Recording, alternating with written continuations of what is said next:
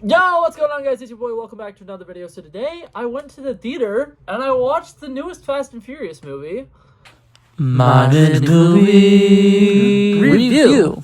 Now, I do want to go ahead and say this. I have not seen any of the other Fast and Furious movies. I think I have watched the Fast and Furious Tokyo Drift movie, but if I have, it was like 5 years ago, and I remember absolutely nothing about it. So, I wasn't going to watch this movie. I was going to wait for it to come out on Blu-ray, and I was going to buy, a collection, and watch all the Fast and Furious movies all at one time. But I was like, you know what? I'm going to go watch this in theaters. I heard that the ending was really crazy, and it was blowing people's minds. So I was like, you know what? Let me go watch this. So, first off, right off the bat, I want to say these movies are just as ridiculous as I was expecting them to be. Growing up, I was a huge fan of the Sharknado movies, and I feel like, that movie series kind of has like a slight connection to Universal, not really, but this being something that is produced by Universal and having the same like outlandish shit happening as like Sharknado movies would, kind of felt, on brand for it. But I will say this.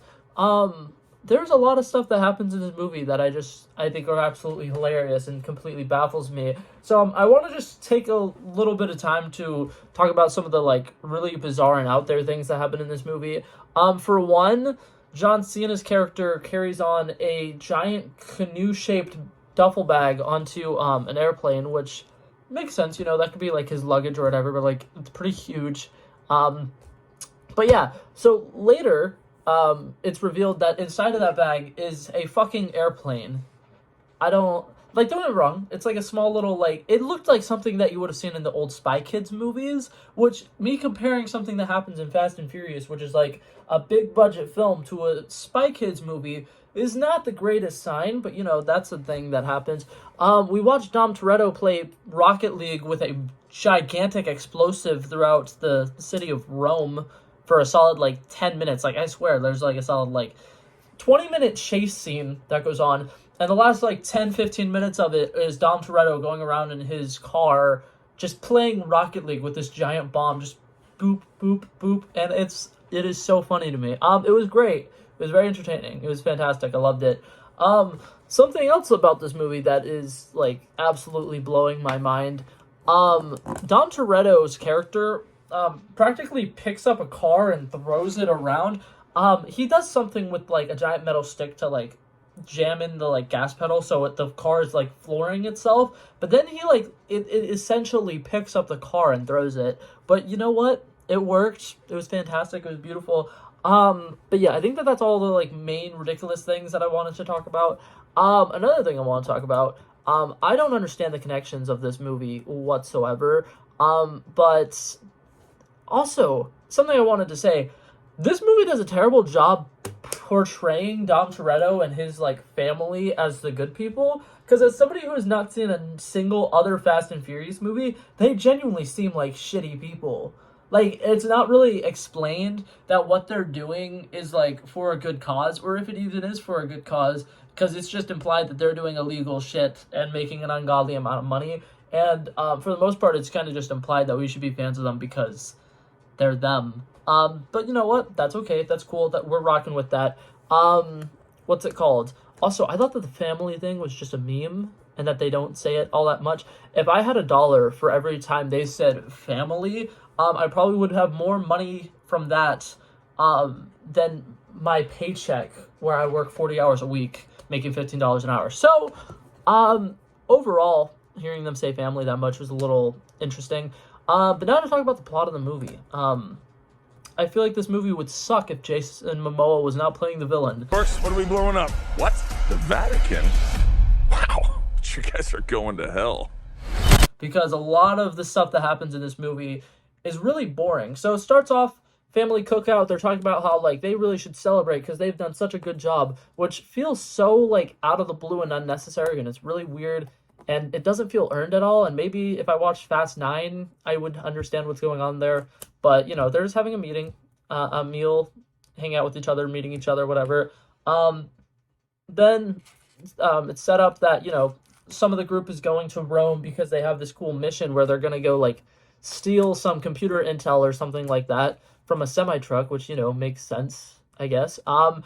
And then, what's it called? Dom Toretto and his wife or whatever are having just a chill night at home, and then this girl who shows up, who I'm assuming is a bad guy in one of the old movies, and explains to them that the devil is coming for Dom, which is interesting, and they go to Rome.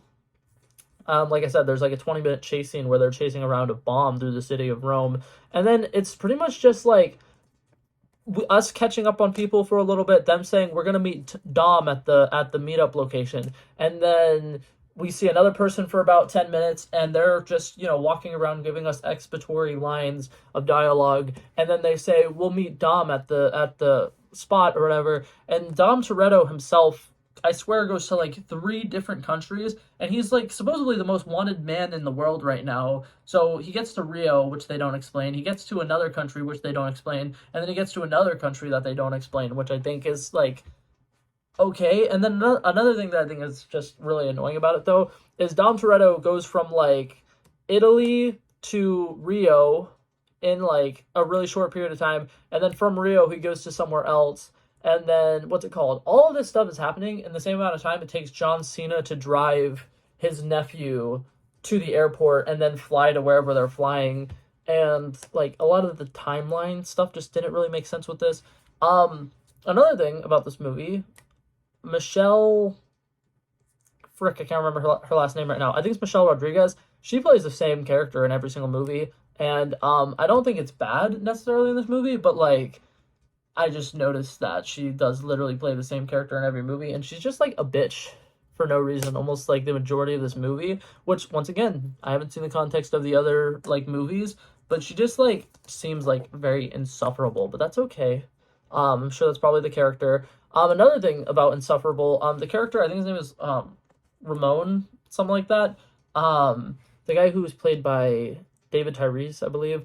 It seems like his entire character trait is ruining meaningful moments, because something about the first half of this movie is you can tell they're like, okay, this is going to be one of the last movies, we need to like make sure these people have like good last interactions, and they're like really having these meaningful, heartfelt moments or whatever, and every single one of them feels forced, but also every single one of them ends with him doing something to ruin the moment, which I thought was great.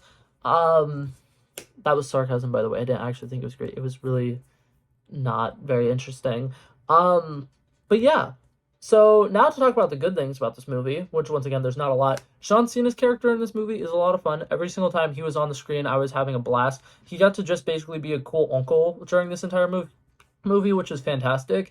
And then Jason Momoa, like I said, was fantastic. Something I liked is his character is completely unhinged, and you could tell Jason Momoa is just having an absolute blast. I will admit, this is probably like one of the most fun villains I've seen in a movie in a really long time, because he's just like dancing around while he's killing people and threatening people, and he's just having a really great time, and like he's just so flamboyant, and I fucking love it. But he's up there with like Sam Rockwell when he played Justin Hammer in Iron Man 2. Yes, I'm comparing things to Marvel, but like Sam Rockwell as a villain in Iron Man 2 and Jason Momoa and a villain in this give off similar vibes. Jason Momoa is obviously way more unhinged, but him doing like little dances while he's like blowing up a really massive city, fantastic. I loved it. It was great. Another thing I wanted to complain about, there's a character, I think his name is Ames. He's taking over the agency, which they don't explain much in this movie, but once again, I'm sure they probably explain it in other movies.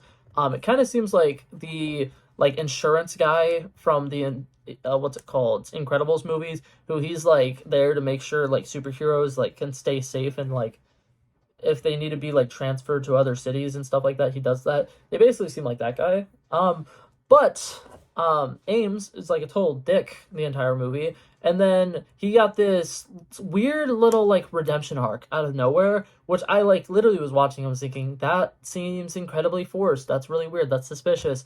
And it's because he was a bad guy, and they tried to do like a triple cross twist, and it did not work for me at all, because the entire movie he's just being an absolute dick, talking about how Dom Toretto's family absolutely sucks, and just like I said, being a total dick. And they have a little car ride where he basically just got Dom Toretto. They're in the back of a van. He's taking him away to prison, and Dom Toretto is just like should really put on your seatbelt or whatever. And then he says this thing, which is, once again, this movie has so many lines where you can tell they're just trying to like make something really quotable and cool, and it does not work at all for the majority of them. But basically, he, what's it called, says that's the thing about people nowadays, they never listen or whatever. And then eventually the car that they're in gets bombed, and what's it called, later when they're on the bridge, the Ames guy who's been a dick the entire movie is just like, all of a sudden he's gonna defend Dom Toretto. He's just like, hey, I'm listening now. And it's just like really weird. And he starts helping him out. And once again, it felt so unnecessary and forced, but they fixed it at the end of the movie because they showed that he's a bad guy now, which is like cool. But like, why? What? No.